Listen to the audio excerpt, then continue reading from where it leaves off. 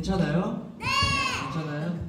알겠습니다. 그러면 어두워지면서 시작하도록 하겠습니다.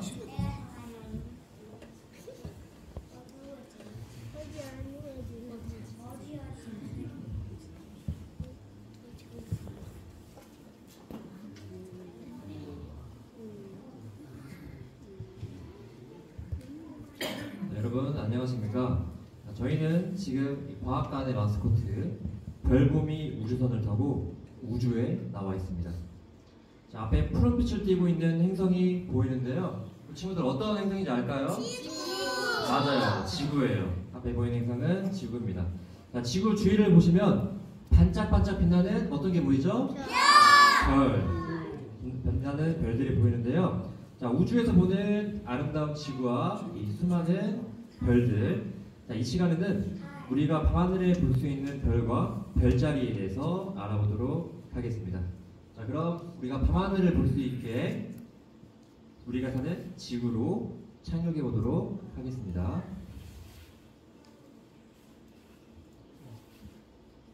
자, 지구로 이동합니다.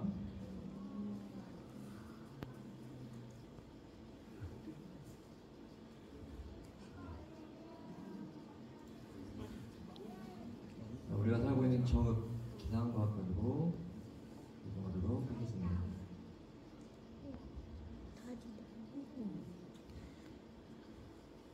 네, 저는 오늘 여러분과 밤하늘 여행을 함께할 해설사 최상락입니다. 여러분이 계신 이곳은 국립정보기상과학관의 천체 투영실입니다. 별은 밤하늘을 아름답게 빛내주지만 날이 흐리거나 태양이 떠있는 낮 시간 동안에는 보기가 힘든데요. 하지만 이곳 천체투영실에서는 날씨와 시간에 상관없이 언제 어느 때나 아름다운 별들을 만나볼 수 있습니다. 자, 지금 보이는 화면은 이 시각 밖에 나가 하늘을 보았을 때 구름이 없다고 가정한 맑은 하늘입니다. 자, 먼저 동서남북의 위치를 알아보도록 하겠습니다. 자, 여러분이 앉아 계신 앞쪽으로는 남쪽, 왼쪽으로 올게요. 왼쪽이 동쪽, 왼쪽이 동쪽. 자, 오른쪽으로는 서쪽. 자, 머리 뒤쪽으로는 북쪽 하늘이라는 것을 알고 시작하도록 하겠습니다. 자, 지금 앞에 화면을 보시면, 위에 화면을 보시면 하늘에 태양이 떠 있는데요. 자, 혹시 친구들은 평소에 하지 않았던 일을 했을 때 오늘은 해가 서쪽에서 뜨겠네 라는 말을 들어보신 적 있을까요? 친구들? 자, 그럼 태양은 어디에서 떠서 어느 쪽으로 질까요? 동쪽에서 떠서 동쪽에서 떠서 서쪽으로 지는 것처럼 보이죠? 자, 그럼 이 밤하늘의 별들은 어느 쪽에서 떠서 어느 쪽으로 지는지 알아보도록 하겠습니다. 자, 시간을 앞당겨서 오늘 밤 밤하늘의 별들을 보러 가보겠습니다. 자, 태양이 서쪽 하늘로 가까워지고 나서 노을이 지고 나면 밤하늘의 아름다운 별들이 하나 둘씩 떠오르기 시작합니다. 자, 이 별들도 태양과 마찬가지로 동쪽에서 떠서 서쪽으로 움직이는 것처럼 보입니다. 자, 하지만 별들은 실제로 그 자리에서 거의 움직이지 않는데요. 자, 그런데 왜 우리 눈에는 하늘의 별들이 이렇게 움직이고 있는 것처럼 보일까요? 지구가 돌아가니까. 지구가 돌아가는 것을 우리가 뭐라고 하죠, 친구들? 혹시 알고 있는 친구 있을까요? 맞아요, 자전. 지구가 자전하고 있기 때문입니다. 스스로 돌고 있기 때문이에요. 자, 혹시 여러분들은 별자리를 아실까요? 네. 자, 오랜 옛날부터 사람들은 하늘의 별들을 특정한 모양으로 묶어서 신화 속 인물이나 동물, 사물의 이름을 붙였는데 이것을 별자리라고 합니다. 우리 친구들이 알고 있는 별자리 있어요? 말해볼까요? 정갈자리도 있고, 사자자리, 겨울자리, 처녀자리도 있고. 오, 좀 많이 알고 있네요. 자, 네, 좀 많이 알고 있어요. 자, 그리고 또 사람들은 또 별에 의지해서 망망대해를 항해했고, 별자리 변화를 따져 계절이 오고 가는 것을 미리 알았습니다. 주로 서양의 별자리가 널리 쓰이다가 1922년 국제천문연맹에서 세계 여러 나라에서 제각기 다르게 사용하는 별자리를 정리해 88개를 공식적으로 사용하기로 결정했습니다. 자, 이렇게 많은 별자리 중에서 그럼 오늘 밤에는 어떠한 별자리를 볼 수 있을지 알아보도록 하겠습니다.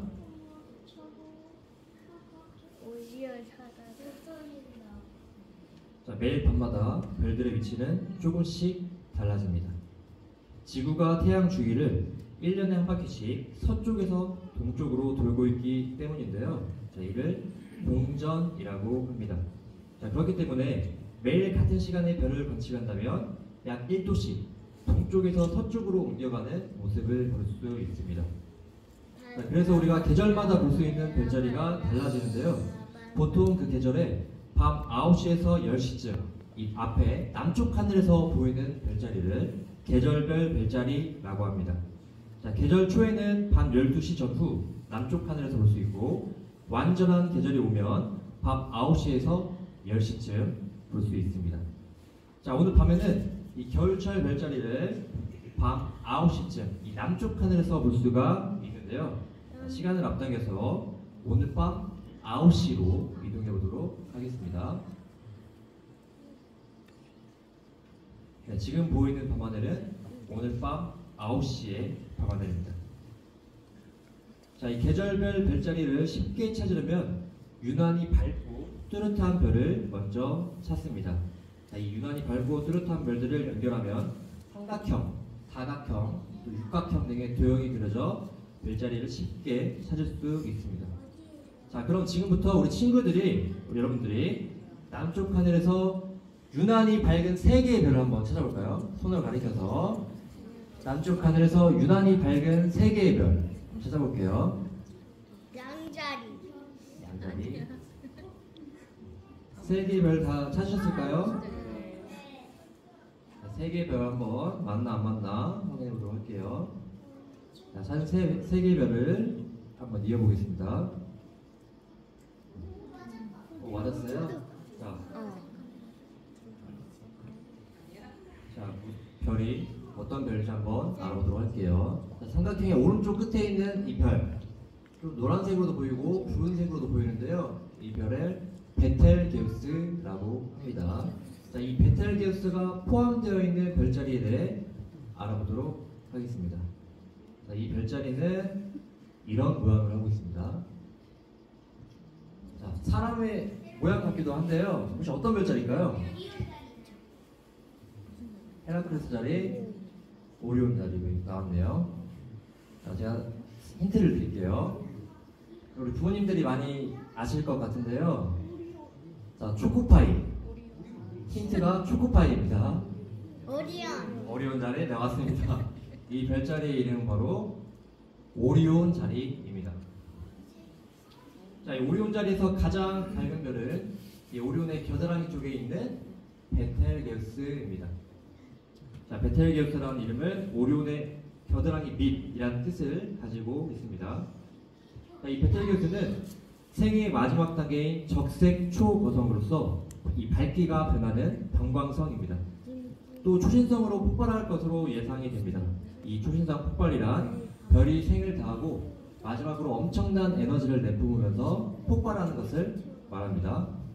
자, 이번에는 오리온의 다리 쪽에 있는 별을 보도록 하겠습니다. 자, 오리온의 다리 쪽에 있는 왼쪽 다리, 이 발 쪽에 있는 이 별의 이름을 리겔이라고 합니다. 자, 이 리겔은 오리온 자리에서 두 번째로 밝은 별인데요. 푸른색으로 빛나는 고온의 초거성입니다. 자, 다음으로는 오리온의 허리 부분을 한번 보도록 하겠습니다. 자, 오리온의 허리 부분에 별들이 몇 개 모여 있는데요. 혹시 몇 개가 보이실까요? 3개. 맞아요, 3개. 오리온의 허리 부분에 나란히 모여 있는 이 3개의 별, 이 3개의 별을 오리온의 허리띠 또는 오리온의 벨트라고 합니다. 자, 겨울철 밤하늘에서 오리온 자리를 찾을 때 나란히 있는 이 3개의 별을 먼저 찾으면 오리온 자리를 쉽게 찾을 수 있습니다. 자, 다음으로는 이 삼각형 밑에 점에 위치한 이 별, 이 별의 이름을 시리우스라고 하는데요. 이 시리우스가 포함되어 있는 별자리는 이런 모양을 하고 있습니다. 네, 혹시 어떤 별자리일까요? 사슴자리? 사자자리도 나왔고요. 여우자리. 자, 선생님이 힌트를 드릴게요. 힌트 드리면 바로 맞출 수 있을 것 같아요, 친구들. 개자리. 네, 힌트를 드렸어요. 맞아요, 개자리. 이 별자리는 바로 큰 개자리입니다. 자, 이 큰 개자리에서 가장 밝은 별은 삼각형 밑점에 위치한 시리우스입니다.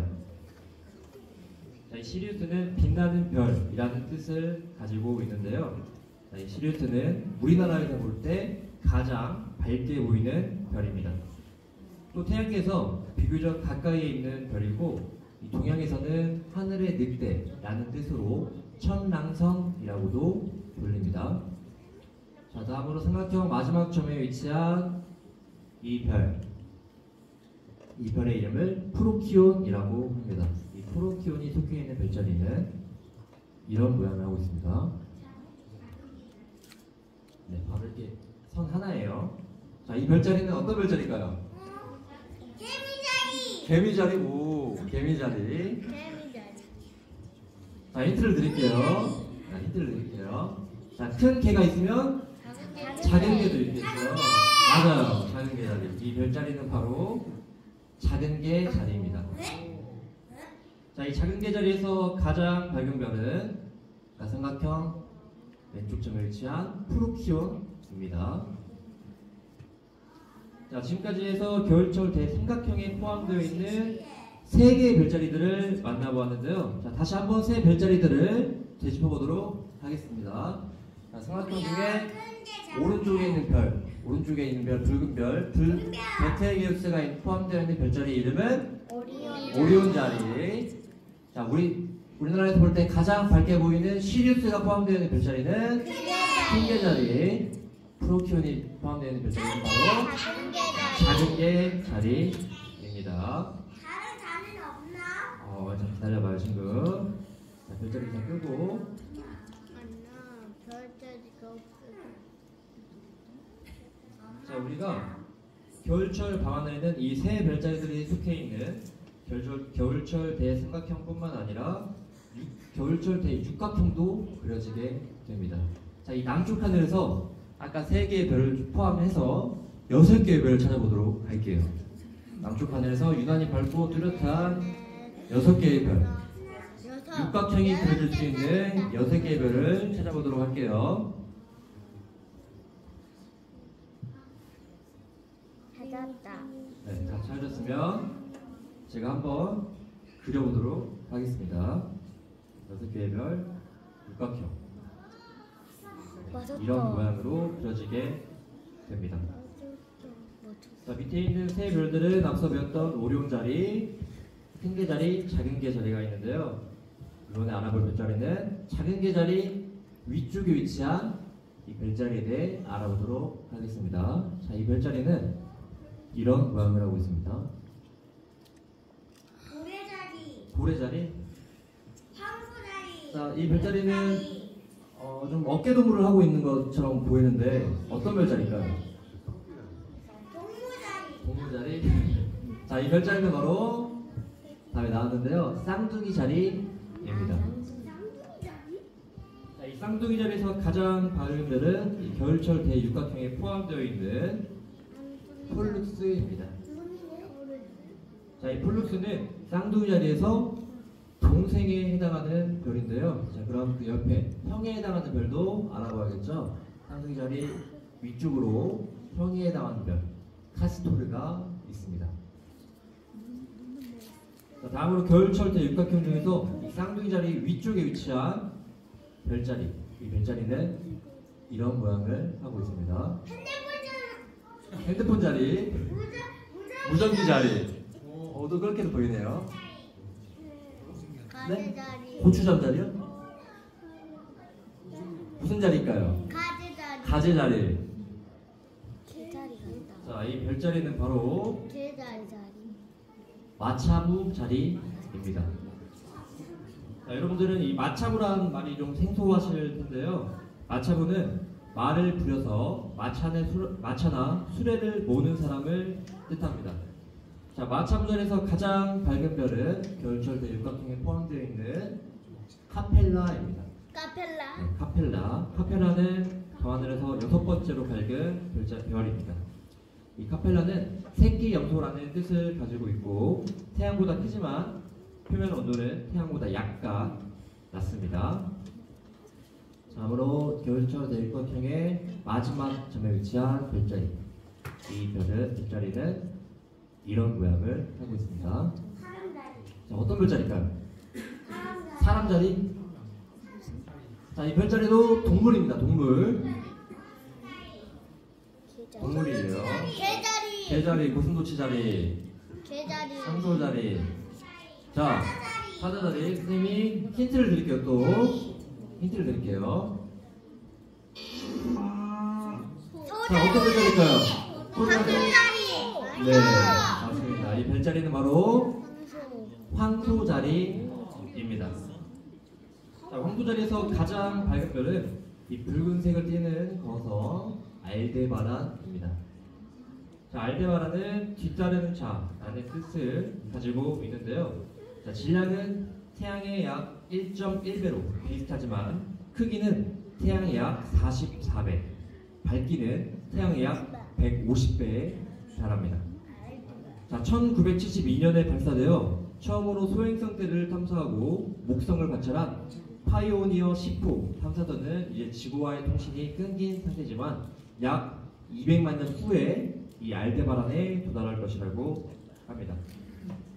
자, 이렇게 해서 겨울철 대육각형에 포함되어 있는 6개의 별자리들을 알아보았는데요. 6개의 별자리들. 자, 친구들 밤하늘에 나가서 찾을 수 있겠어요? 어렵죠? 자, 우리가 친구들이 기억해야 할 것은 아까 밤하늘에서 가장 밝게 보이는 걸 뭐라고 하는지 기억날까요, 친구들?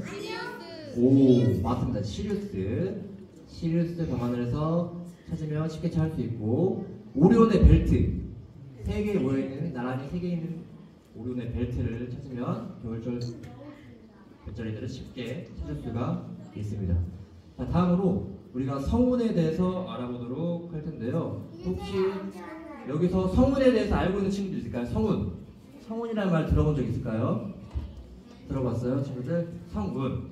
자, 성운은 별과 별 사이에 존재하는 가스 덩어리와 티끌의 집합체를 성운이라고 합니다.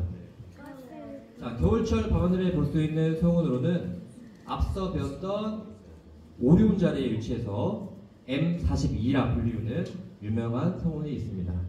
이 성운은 바로 오리온 대성운이라고 합니다.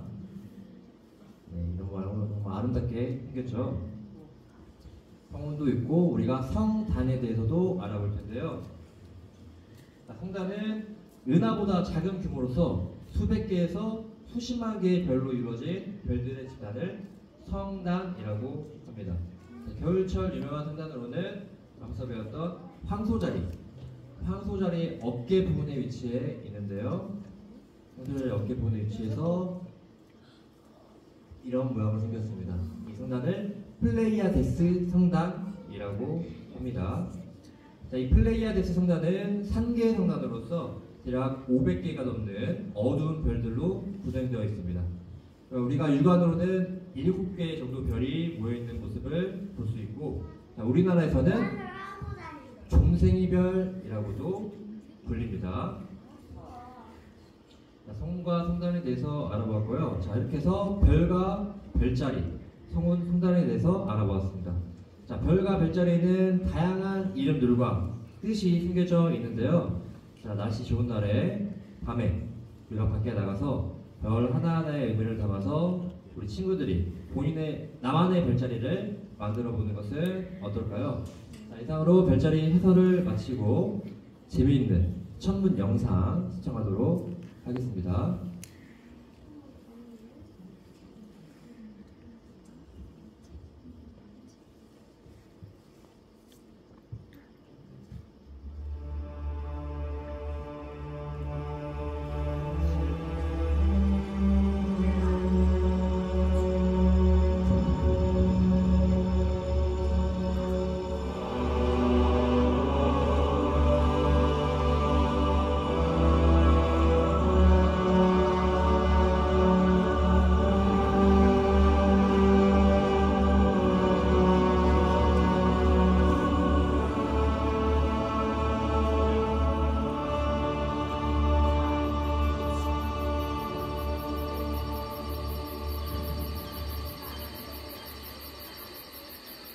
날씨가 맑은 밤이면 우리는 깨끗한 달을 볼 수 있습니다.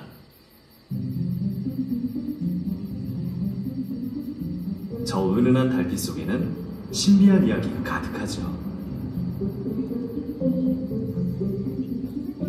우리나라는 찍어도 찍어도 넘어지지 않는 개수나무와 떡방아를 찍고 있는 토끼가 달에 있다고 생각했지만 저기 토끼가 보이네? 토끼야, 내 말 들리니? 움직이는 것 같아요. 토끼야, 내 말 들리면 우리에게 달 이야기 좀 해줄래? 잘못 봤나 보네요. 계속할게요. 서양에서는 보름달이 되는 날이면 불길한 기운이 가득 차서 어떤 늑대들은 괴수로 변한다는 전설이 있죠.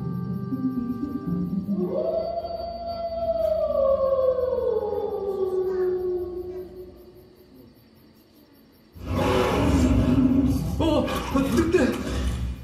보름달이 뜨면 늑대들은 괴물로 변하는 거야. 우린 지금 달에 대해 이야기하니까 좀 비켜줄래? 달 이야기? 알았어. 착한 늑대여서 다행이네요. 중국에서는 남편의 불사약을 먹고 달로 도망친 여인 하나가 두꺼비가 되어 달에서 지내고 있다는 이야기도 있고,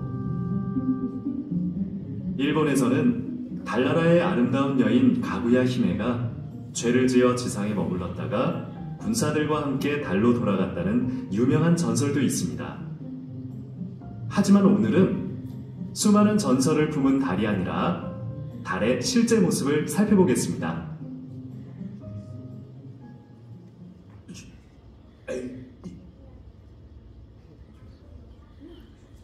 늑대!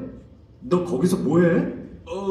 달을 보려고. 근데 아무것도 안 보여. 관측창을 열어야지. 내가 열어줄 테니까 천체 망원경으로 제대로 한번 봐.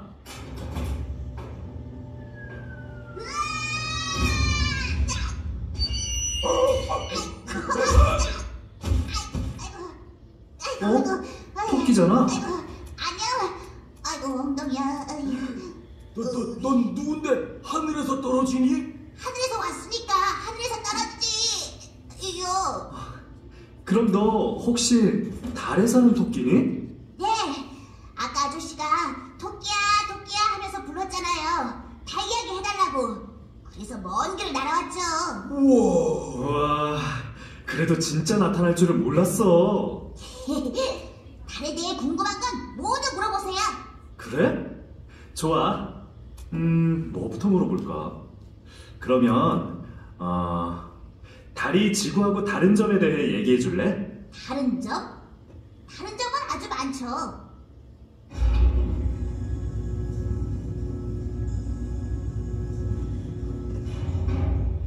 달은 그 지름이 지구의 4분의 1이에요. 그러면 달의 질량도 지구의 4분의 1일까요? 절대 아니에요. 달은 질량이 지구보다 80배나 가벼워요. 또 다른 점이라면 중력은 지구의 6분의 1밖에 안 돼요.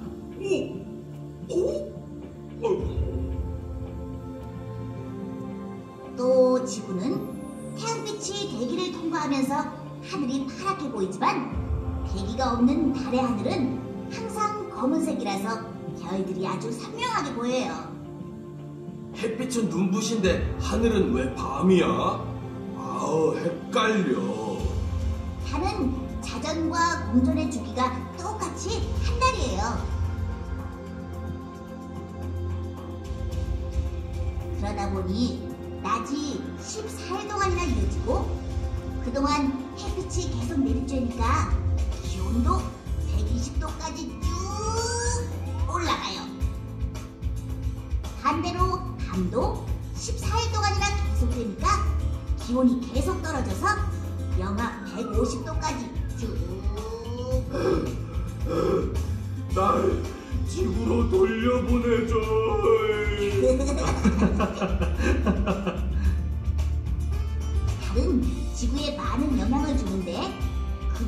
대표적인 게 밀물 썰물이에요. 여기 이렇게 지구가 있으면 이 파란 부분을 바다라고 해봐요. 달이 이쪽에 있으면 인력 때문에 달 쪽으로 바닷물이 몰려요. 그 반대쪽은 원심력에 의해 바다가 불룩 나오는 거죠. 그것을 조성력이라고 하는데, 만약 내가 여기에서 살고 있다면 지구가 한 바퀴 도는 동안 하루 2번 밀물과 썰물이 생기겠죠?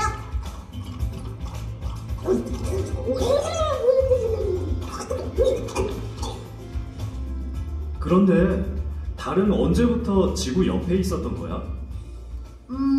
다른 말이죠.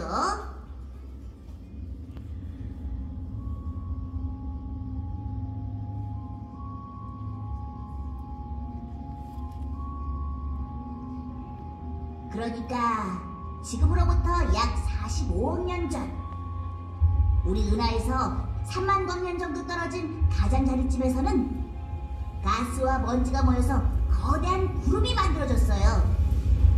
그리고 그 중심에서 원시 태양이 태어났고, 주변에는 먼지 부스러기와 가스, 암석 조각, 얼음으로 된 어마어마하게 큰 원반이 만들어졌어요. 그 원시 태양계는 부스러기들이 모여 서로 부딪히고 부서지고 뭉쳐지는 혼란한 공간이었죠.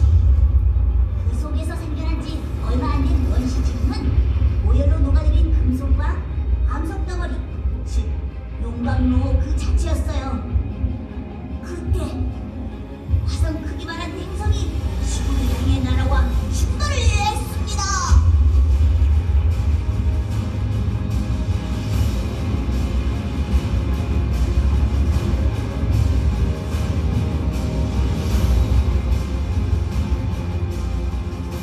이 거대한 충돌이 일어난 후 모든 물질들이 녹아서 가벼운 암석 성분은 달과 지구의 지각을 이루었고, 철과 같은 무거운 금속들은 녹아서 각각 지구와 달의 핵을 구성하게 되었어요.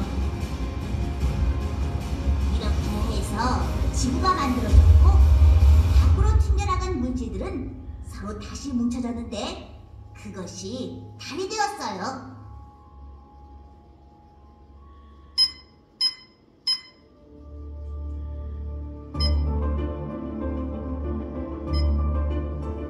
우와. 지구에서 항상 보이는 달의 앞면이에요.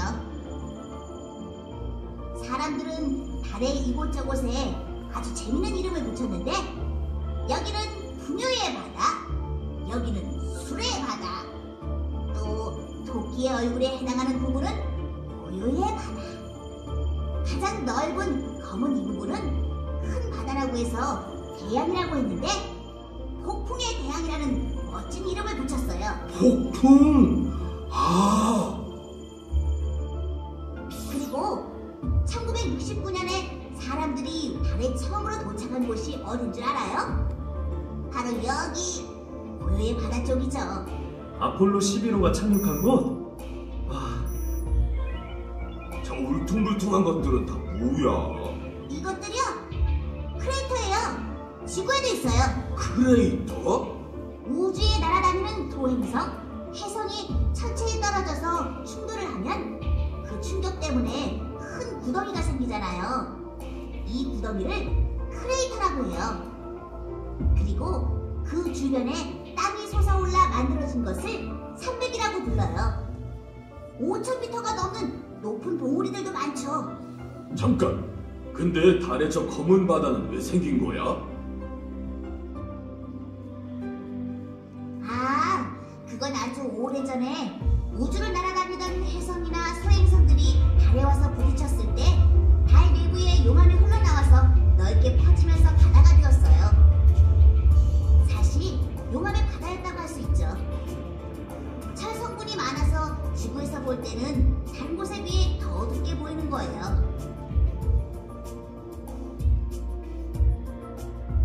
자, 이제 달의 남극으로 가볼까요? 오, 남극. 남극?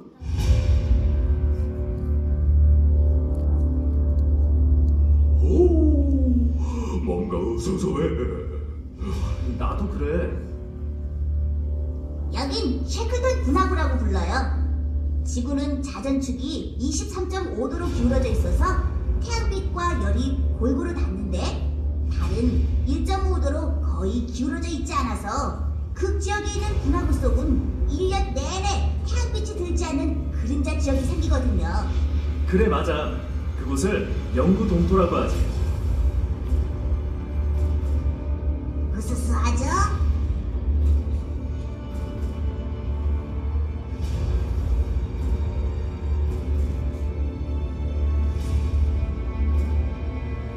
깜깜해서 안 보이지만 이곳 깊이가 4.2km 정도 된대요. 4.2km면 그랜드 캐니언의 2배 깊이? 좀 무섭다. 토끼야, 달 뒷면도 구경할 수 있어? 물론이죠.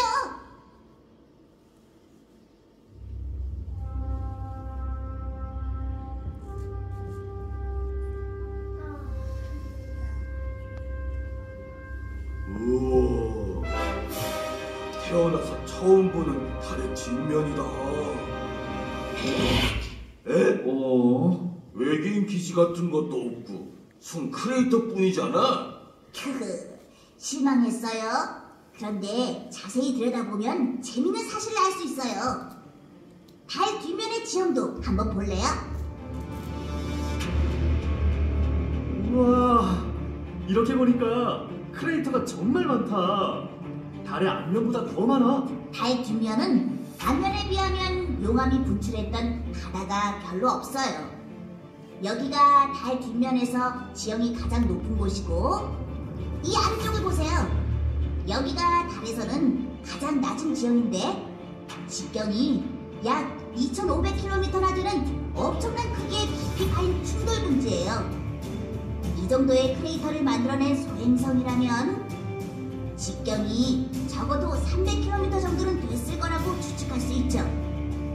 옛날에 지구에서 공룡을 멸종시킨 소행성의 직경이 10km였으니까 그곳에 30배가 되겠네요. 달이 없었다면 공룡을 멸종시켰던 소행성의 30배나 되는 저것이 지구 쪽으로 날아올 수도 있었다는 거잖아. 약속 있어서 먼저 가자.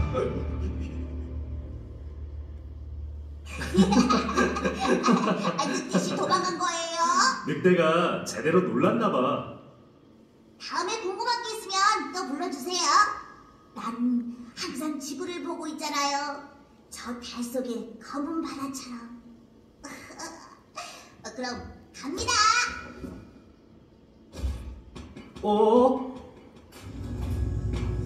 고마워, 토끼야.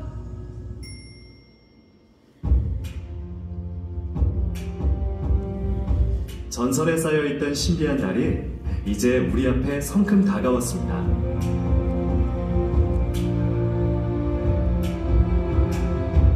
중국은 유인 달 기지를 건설하는 계획을 세우고 있고 인도 역시 달 탐사 프로젝트를 진행하고 있습니다.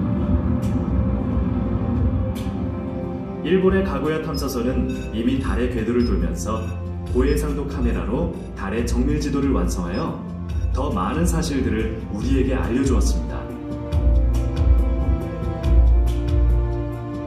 우리나라도 현재 무인 우주선을 보내 달에서의 인터넷 통신을 계획하고 있고 착륙선도 보낼 예정이라고 합니다.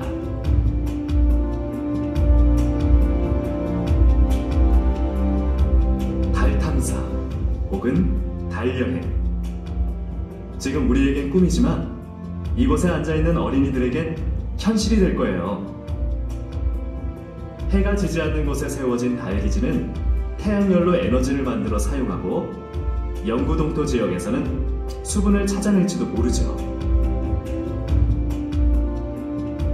여러분 중 어떤 친구는 달 탐사 기지에서 토양을 조사하고 또 다른 친구는 달 표면 위를 달리는 월면 탐사차를 운전하고 있을 수도 있겠군요.